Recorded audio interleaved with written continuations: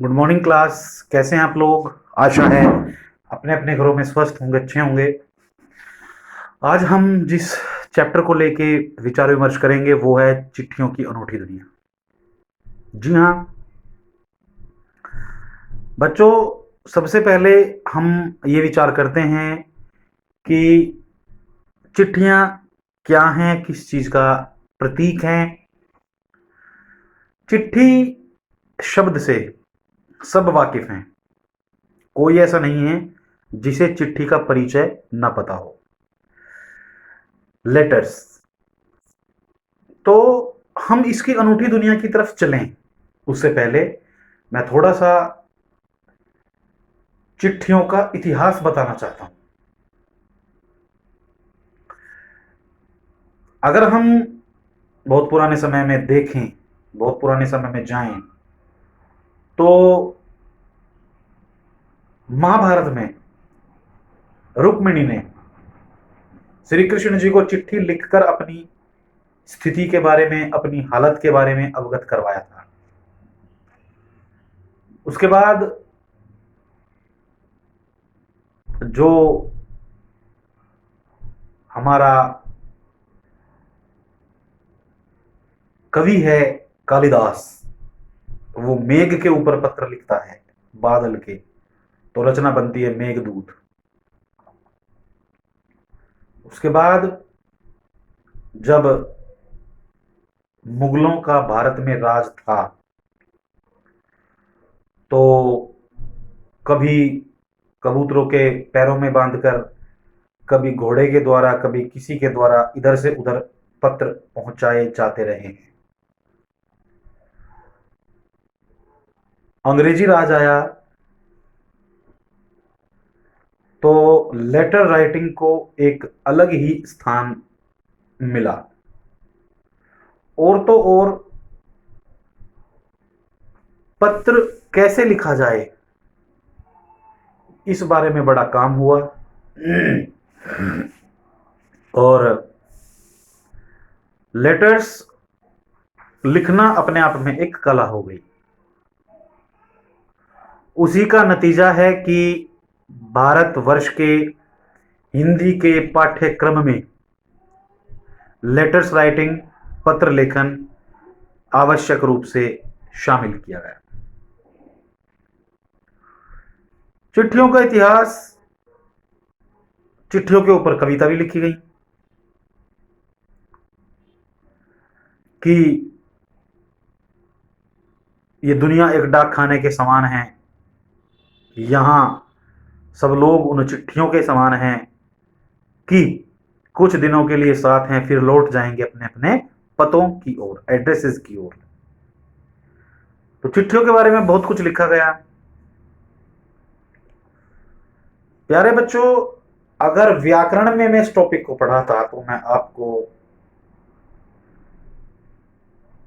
औपचारिक लेखन, अनौपचारिक लेखन, इनके संबोधन, इनकी भाषा, इनके विषय में पढ़ाता। लेकिन यहां मैं पढ़ा रहा हूं the history of the letters, चिट्ठियों की अनूठी दुनिया। और आज पाठ ना पढ़ा के मैं इस पाठ की केवल पृष्ठभूमि आपके साथ डिस्कस कर रहा हूं। इसके पीछे मेरा मोटिव यह है कि जो चिट्ठियां हैं, चिट्ठियों की दुनिया है, चिट्ठी लिखने की कला है, ये हमारे समाज में कैसा और कितना स्थान रखती हैं। आजकल तो फेसबुक का, ट्विटर का, व्हाट्सएप का जमाना है, परंतु पहले इस प्रतिभा के माध्यम से व्यक्ति अपने अंतर मन की बात दूसरों तक पहुंचाता था। और ये कई प्रकार से, कभी प्रेम पत्रों के रूप में, कभी राजनीतिक पत्रों के रूप में, कभी सहायता मांगने के रूप में, प्रयोग किया जाता था। एक बार ऐसा भी दौर आया कि राज्यों में अलग अलग जगह प्रतियोगिताएं आयोजित करवाई जाने लगी पत्र लेखन को लेके, कि जो कोई अच्छा पत्र लिखेगा वो सम्मानित किया जाएगा, पुरस्कृत किया जाएगा। बाकायदा इसके लिए जोर शोर से होर्डिंग बनाए जाते और प्रचार प्रसार किया जाता, बड़े बड़े इनाम की राशियां रखी जाती और फिर जो हमारी एजुकेशन पॉलिसीज बनाने वाले लोग हैं, इन सब बातों को ध्यान में रख के उन्होंने पत्र लेखन चिट्ठियां हमारे कोर्स में, पाठ्यक्रम में डाली। और हम इस बात पे विचार नहीं करते कि क्यों ये चैप्टर इस कक्षा के जो पुस्तक है उसमें है। यदि आप ध्यान देंगे तो आप देखेंगे कि छठी क्लास में वही पाठ डाले गए हैं जिनको छठी क्लास की उम्र का बच्चा सीख सकता है। 8वीं क्लास में अब आप आए हो तो आप मानसिक रूप से अब इतने मैच्योर हो कि आप इन बातों को सीख सकते हो, इनका अर्थ निकाल सकते हो, इनमें छिपे हुए संदेश को पढ़ सकते हो। अतः यह निर्णय लिया गया एनसीईआरटी के द्वारा, जो सिलेबस कमेटी है उनके द्वारा, कि इस तरह के चैप्टर्स को आपके पाठ्यक्रम में डाला जाए। फिर बात आती है कि हम आज इस कला से, इस चिट्ठी से दूर क्यों हो गए। आपने एक मुहावरा पढ़ा होगा, जैसा देश वैसा भेष। और आजकल की पीढ़ी फेसबुक, ट्विटर, व्हाट्सएप वगैरह यूज करती है, तो धीरे धीरे पत्र लिखने की कला को हम भूलते जा रहे हैं। जबकि ये अपने आप में इतना महत्वपूर्ण है और एक अलग स्थान रखता है। स्वयं आप सोचिए, अगर आपको व्हाट्सएप पे या फोन पे कोई मैसेज मिलता है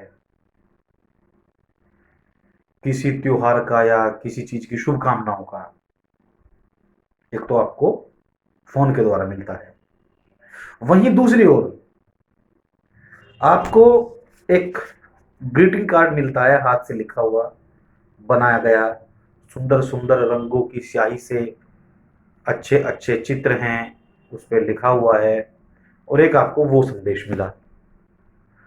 तो मेरा आपसे प्रश्न है कि आपको ज्यादा प्रभावित कौन करेगा और लंबे समय तक आप किसके प्रभाव में रहेंगे, व्हाट्सएप वाले के या जो किसी ने अपने हाथ से लिखकर आपको भेजा है।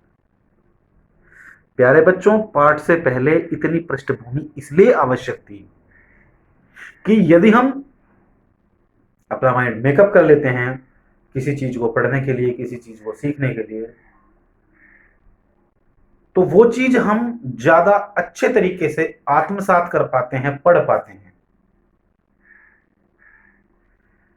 अब जब अगली वीडियो में मैं आपको इस चैप्टर को बताऊंगा और आपको असाइनमेंट के रूप में वो भेजूंगा, तो मुझे आशा ही नहीं बल्कि पूर्ण विश्वास है कि ये चैप्टर आप बहुत अच्छे तरीके से समझ पाएंगे।